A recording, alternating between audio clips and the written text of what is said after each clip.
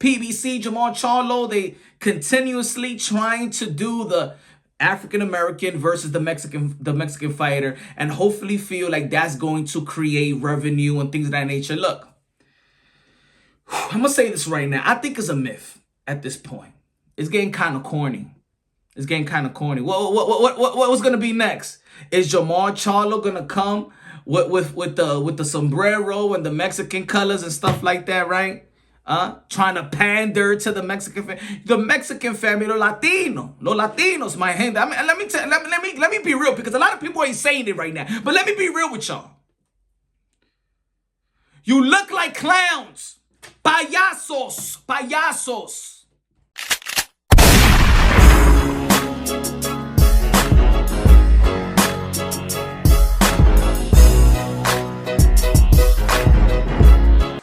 Dímelo, mi gente, ¿qué lo que? How you doing, everybody? Good evening. You already know this is Pawn, Drawing Boxing, a.k.a. Mr. Motion himself, a.k.a. El Adobo, el Sazón, el Borracho, el Pastor de Boxeo, y por la mañana, tu café bustelo. Ladies and gentlemen, PBC has made Jaime Munguia an offer to face Jermall Charlo. Thinking about it. Okay, it's good. It's good, right? No complaint, right? No complaint. You know, in boxing, the fans always got something to complain.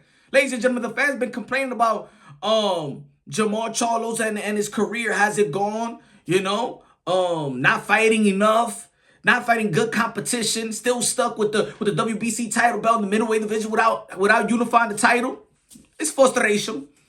Jaime Munguia, one of the phenom of the sport of boxing, one of the young phenom of the sport of boxing. And when we talk about the guys like Ryan Garcia, Teofimo Lopez, Javante Sande, Javante is a little older now. Devin Haney, Shakur Stevenson, Boots Ennis, Virgil Ortiz. Sometimes we do leave Jaime Munguia off the mix when we talking about the young phenom of the sport of boxing. But Jaime Munguia, who was a champion, 154, moved up to 160, was in mandatory position. In mandatory position, was not a mandatory, but a mandatory position to face Demetrius Andre in the WBO. And once he was there, and, you know, I thought it was going to be, I thought that fight was going to come to fruition. They moved him to the WBC, and now he's in the route to get that title fight with Jermall Charlo. Now, either way, if it was Jaime Munguia versus Demetrius Andre, Jaime Munguia versus Jermall Charlo would have been a good fight for the young stud like Jaime Munguia.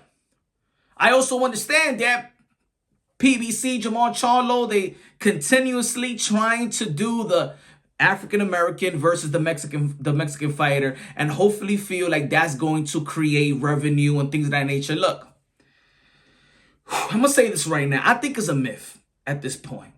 I think that, you know, people just want to see good fights. This trying to manipulate the system or manipulate the fans to buy in. Oh, let's get this with the Mexican crowd. You already know the Mexican crowd hold it down in the Northeast. The Latino, the Mexican crowd holds it down. And it seems like they're just trying to munch off the Mexican fan base. You feel me? And I just see it like that. It's like, come on, man, make some good fights. Charlo Demetrius Andre, that's a good fight. That's a good fight for the brothers, man. That's a good fight and a good fight for boxing. Just a good fight all around. You know, Javante Sande, pay-per-view, his first pay-per-view fight, Leo Santa Cruz. Earl Spence, Mikey Garcia, let's Jermall Charlo, now, let's get the Jaime Munguia fight, but we're not going to pursue. How about making Triple G an offer? Did they make him an offer? How about make Demetrius Andre an offer for unification bout? How about that? No. How about the David Benavidez fight? No. Again, like I'm going to say, there's always going to be something that's like, I just see it. Like, people always keep on trying to follow this Mayweather blueprint. And if you really analyze this shit ain't working for everybody else. All right? It's the Mayweather blueprint is not working for everybody else. You know why? Because Mayweather already did his thing coming up the ladder. They trying to get the money made blueprint. It's not going to work. Mayweather was doing other things outside of the sport of boxing. Let's not forget Dancing with the Stars. All these motherfuckers over here Dancing with the Stars. Y esta gente están yendo allí, bailando merengue, in the Latino Dancing of the Stars. And you dancing merengue, you dancing bachata, you dancing something? Are you going to the WWE to gather some other fans. See, this is what I'm talking about. That people think that, like, okay, we're gonna follow the Mayweather blueprint and stuff like that. But Mayweather was just not catering to the boxing fan. He was catering to other platforms, other fan bases, and then bring him into the boxing community. That's what it was. These other guys ain't doing nothing but boxing. And basically, they don't do a lot in social media anyway to capture the other fan bases outside the sport of boxing, like Ryan Garcia been doing. But even though when Ryan Garcia does it, everybody hate it. Anyway, that's another subject. A lot of contradiction going on to the sport of boxing. It's good for Jaime Munguia. Jaime Munguia has the opportunity to become a 2-division world champion at his age. Seems like Jaime Munguia is going to have the opportunity. If he does, let's say he does beat Jermall Charlo, he's going to already do at his age more than Jermall Charlo and Demetrius Andre. 2-division world champion, right? It's a good fight. It's a good fight. But I cannot believe that in the middleweight division and the names and the skills and talent there is to unify in a historic middleweight division. I'm not a fan of Triple G versus Murata, but I understand there's a unification bout, so I can't hate it. But I would love to see Triple G versus Charlo. I would have loved to see Triple G versus Demetrius Andre. I would have loved to see that. They keep on trying to win the fight in the boardroom. They trying to shortcut their way to success. And I'm not trying to say the fighter. I'm trying to say the business hand that's trying to shortcut these fighters' way to success. It's not going to happen. It's not going to happen. The right fight to make in the middleweight division. And the offer should have been done to Demetrius Andre to get the Charlo fight. But Jaime Munguia, he's in position. So let's not neglect that. He's going to get a position, but he's really not. I don't think they want him to get in that position because it's the fight that the fans really want to see. Nah, it's just this same old blueprint that they're trying to implement for other fighters that does not work for them. Mario Barrios, Keith Thurman, this. Mario Barrios, Gervonta Tank Davis. It's getting kind of corny. It's getting kind of corny. What's going to be next?